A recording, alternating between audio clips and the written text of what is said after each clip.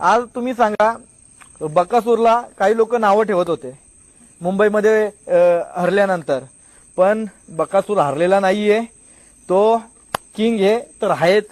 कारण की तो नंदी असा आहे, जसा मी माझ्या मथुरला समजतो तसा मी एक बकासूरला समजतो. का? कारण की आज तो मुंबईमधनं 2 शर्यती हारून गेला, पण दुसऱ्या दिवशी 1 नंबर केला, लगेच 2 दिवसांनी 3 नंबर केला, वापस 1 नंबर केला, वापस 1 नंबर केला.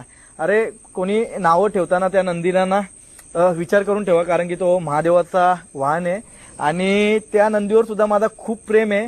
आणि लोक बोलतात ना, तुम्ही एकत्र का नाही पळवत, का नाही पळवत, जाऊन त्या मोहिलला विचारा आणि त्याचा भाऊ आहे वैभव, त्याला विचारा. मी स्वतःनी त्यांना कॉल केले का या मुंबईमध्ये मथुर आणि बकासूर आपण पळू, पण नक्की कोणाचा विरोध होता तेच मला माहिती नाही पडला आतापर्यंत. कारण की